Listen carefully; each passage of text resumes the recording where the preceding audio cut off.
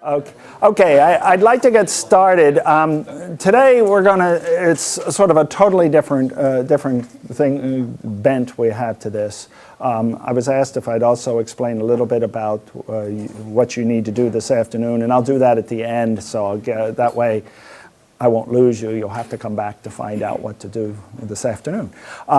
But what I want to do is, how I'm going to lay this out is I'm going to talk for about 10 minutes, then if that, and then have you actually perform an activity, and then we'll sort of regroup, look at what transpired, and draw some conclusions about it, listen to a Katy Perry song, and then we'll be done. Okay.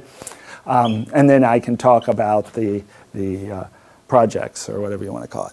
Okay, what I want to talk about are seeds. Okay, so we're still in the theme of plant biology, so we'll do that. And I really don't want to talk about all there is to know about seeds, but just sort of focus on one aspect. But I think it's probably best to start with what a seed is. And again, I'm not going to be strictly botanical on this because botany has very strict rules of what everything is. I mean, that's how botanists are. But basically, a seed is this propagation unit, propagation organ that a plant uses to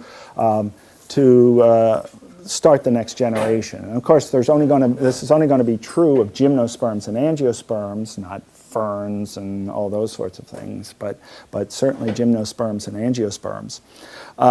It consists of really just these three basic parts. That is a seed coat, which is just an outer structure that's a tough protective structure. Some kind of storage inside, might be organized into a cotyledon, might not, it just depends, but some kind of a storage organ. As I said, I'm keeping it very simple. And an embryo, which is, of course, is the baby plant. On here, it's they actually just label a part of the embryo, but this is the embryo right here. So seeds have these sort of basic structures. I mean, their ultimate job, of course, is to propagate, that is, to start the next generation. But there's really more to it than that. Seeds are useful, and if we expand it to include fruits as well, and a fruit is just the, generally speaking, is the ovary in which the seed developed. It can either be fleshy or dried. It can open or not open. And as you might guess, botanists have terms for each one of those. You know, dehiscent, non-dehiscent, all this kind of stuff. We don't need any of that, but the point is that if we expand to the fruit, then we know that one of the major jobs of a seed is dispersal.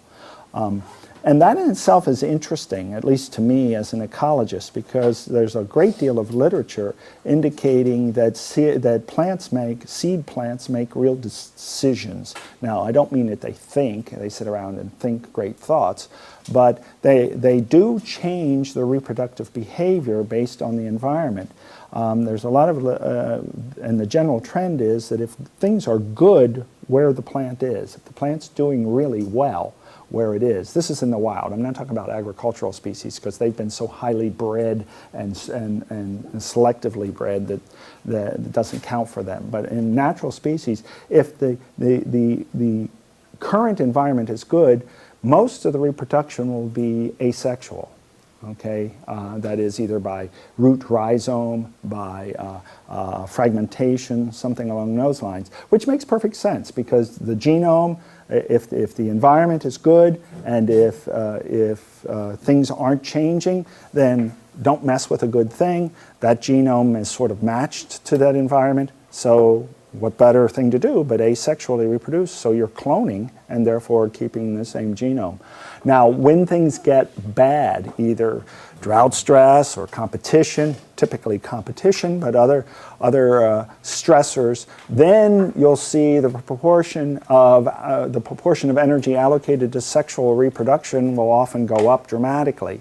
And then you'll also see the movement towards seeds and the idea of dispersal. because now you want to get out of Dodge City because things aren't good here because there's too much competition or the soil's getting too salty or whatever the case may be, so you disperse. Now, there's obviously all spectrum of things that can be true or not so true about those statements I just made, but in general, ecologically speaking, you'll see that happen a lot in natural systems, this sort of balance that occurs between asexual and sexual reproduction. Now, when we're talking about sexual reproduction, of course, and dispersal can come in at least 3 varieties. I mean, we can have wind dispersal, we can have water dispersal, we can have animal dispersal. And each of those dispersing agents, whatever they might be, would present evolutionarily speaking, selectively speaking, certain challenges to the plant. That is, what you would do to enhance animal dispersal would be quite different from what you would do to enhance wind dispersal, for instance, to use 2 extremes. We're going to sort of look at that a little bit. This website might be a little too young for your students, but I think it's pretty nice. It shows the different dispersal patterns that take place. For instance, if you hit wind, it'll show, it's supposed to have sound. It takes a while for the sound to catch up on this for me, but you know, you can see wind dispersal, you can see bursting like occurs for instance, in touch-me-nots and so forth, where the fruit actually explodes upon touch and disperses the seeds. There are shakers, like poppies and so forth, which actually distribute by shaking the seeds out into, whoops, I'm sorry, I didn't mean to do that. Water dispersal, like coconuts. And, oops, that's not good. Now I can't get rid of it.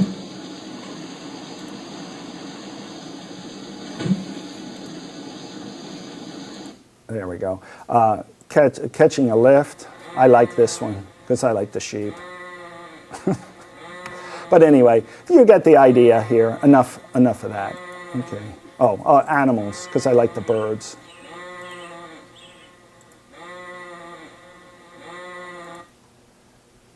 I don't hear the birds anymore. There we go. That's pleasant. Okay, you get the idea. There's a variety of dispersal mechanisms that are available to plants, and they would focus on the different dispersal structures, or not structures, the dispersal agents that were involved. Keep in mind, as I said, sometimes you're talking about not just the seed, but the fruit.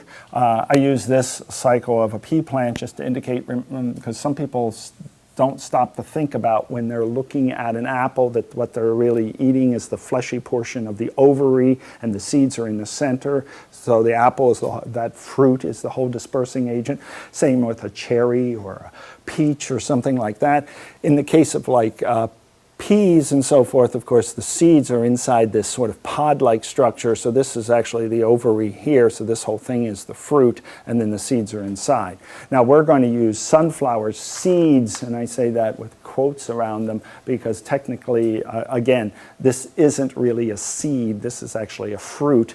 If a botanist were concerned about that, you know, as a botanist, they would be concerned about that, and they'd also say, oh, it's a non-fleshy, non-dehiscent fruit, or sometimes called an achene.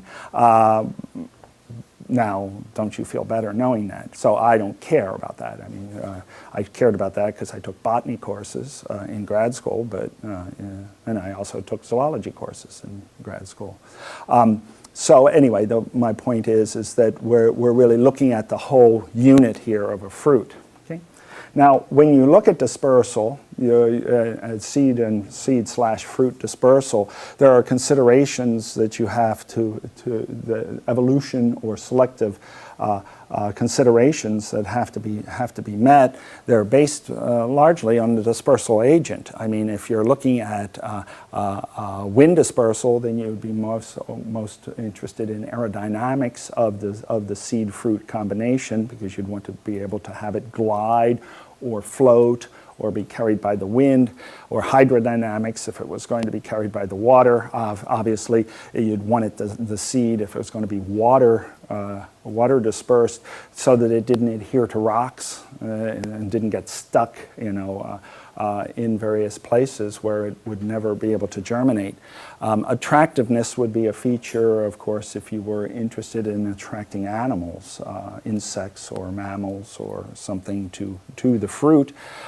Durability is important in the sense, again, if you think of the water dispersed seeds, again, they have to be tough enough that if they're banging against the rocks, going over falls and down riffles, they got to be durable enough to survive that. You wouldn't want them to be smashed. You wouldn't have some nice, fleshy, fruity berry as a water dispersal agent, because it gets smashed against the rocks and you'd have grape juice, but you wouldn't have a very good dispersal.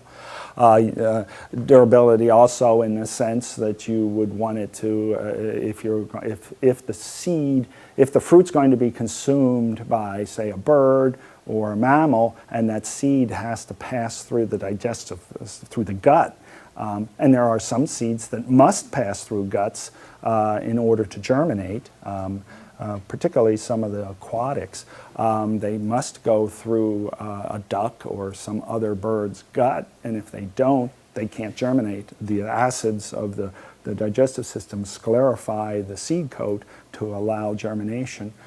You could do that mechanically, but that's what happens in nature. And of course, viability is important. You need to have that the seed is actually going to survive either through protection or whatever long enough so it can germinate. And finally, as I said, we're talking about selective costs. We need to have we have to look at it from the standpoint of how much energy does it take to produce this seed dispersal mechanism, what kind of evolutionary costs as far as what other things would you forego as a plant in order to have this dispersal mechanism work. You could conceivably spend all your energy protecting the seed and not put enough food in the seed, so the seed would be durable and dispersible, but non-viable, which would be sort of a good way to be a former plant. Okay, so that's sort of the idea here. Now, what I'm going to ask you to do is to work in a team. A team can be one, a team can be two, the team can be three. I don't care. So in a team, I want you to design a seed that will be able to be wind dispersed. That is, we're going to use sunflower as the seed. So you want to design structures that could attach to that seed that would permit it to I'm not going to have enough. Okay. Yeah, okay. I thought I made enough, but I guess I didn't. I think some of them took extra yesterday, so you'll have to share. So I want you to construct, to place something around this seed in order to make it wind dispersible. We're going to use sunflower seeds because that's what I used. Okay, because I had a handful of somebody's seeds. You could eat these if you want, but I wouldn't. But they're from the natural foods section of the grocery store, and I happen to have a bag of them, and I said, we'll use sunflower seeds. And then what I have are a variety of substances over here that you could affix to that seed. Now the test will be two tests actually. One is a drop test. That is, again, all the cautions that I would say is if you're climbing the ladder, don't fall off the ladder, don't stand on the very top rung of the ladder, no horseplay around the ladder, no whatever around the ladder, okay? You're going to go up the ladder and hold your seed against the ceiling and then time the drop to the floor, and we'll see which design works best for a drop test, the goal being the longest hang time that you can get. And then the second thing we'll do, I guess we'll have to move the fan because of the camera. No, actually we're going to turn the camera off so we can move the camera. Is a distance test is to release your seed in front of the fan and measure the distance until it hits the ground. Okay, so there's the two parameters. I think they're both very much related, and I've not seen any. I generally have seen, I've only used this a couple of times to be honest, but the couple of times that I've used this, you don't get a winner of the drop test that's different from a winner of the distance test. But I could conceivably, you could, but I haven't had that happen yet. It's usually winner take all. And then what I'm going to ask you to do is record those times and distances, and just, this is scribbled, but use a piece of scrap paper and put your, where did I have it? Like we did with the group before. You know, just a piece of paper with your group name, and then just put your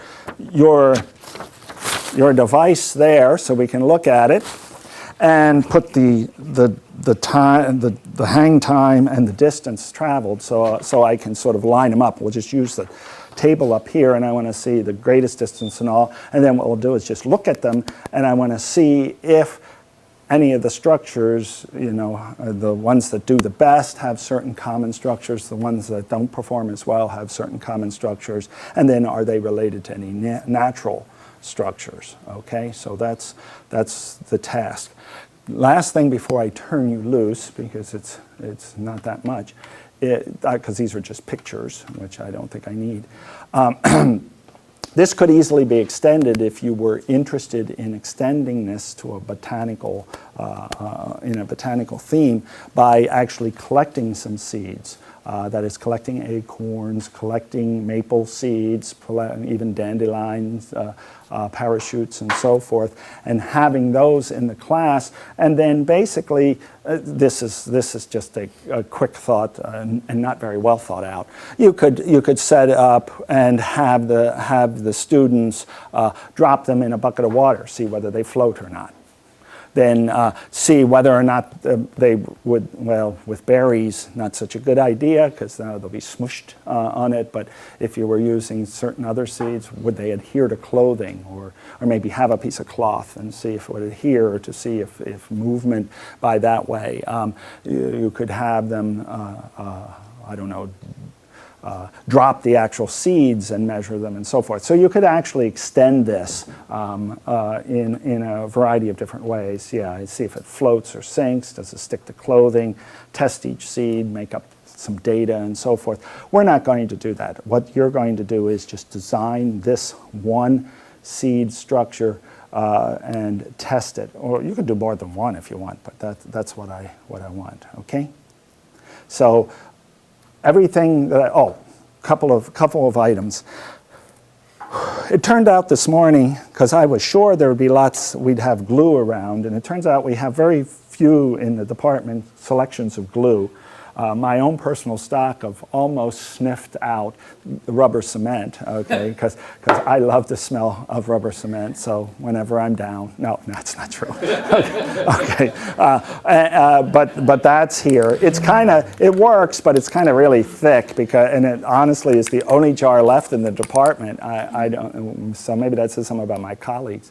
But we have a couple of cans of this spray adhesive, which works pretty well. It's actually designed for making posters. You know, you'd spray it and then stick things up, but it does work well. But again, don't huff this, because it is adhesive. You don't want to glue your alveoli together or something like that in your lungs. But watch that. And what I would ask is, if you do use this, because all you have to do is a quick spray on the seed, is put down some scrap paper or something, because I don't want to stick the desks, because, well, you know, this afternoon, most of you are going to be in here this afternoon like this. Okay, and your foreheads will stick to the desk, and that won't be good. So you know, just be careful with that. That's all I would ask, because I know I will be in the back going, oh God, isn't it 4 o'clock yet? Okay, but no, I won't. I'll be so enthused by your presentations that I'll be gone. It's 4 o'clock already? Okay, so hopefully 3:30. Okay, that's what I'm engineering this all for. Okay, is 3:30. I've made some executive decisions, so I'm engineering for 3:30. Let's see. I tried to push Steve to see if he would sign time cards at 3:30, and he didn't say no. Okay. Yeah, but that is that he'll verify that you're here that time. That's what I mean. I don't care what he's doing with the cards. The signature is what counts, right?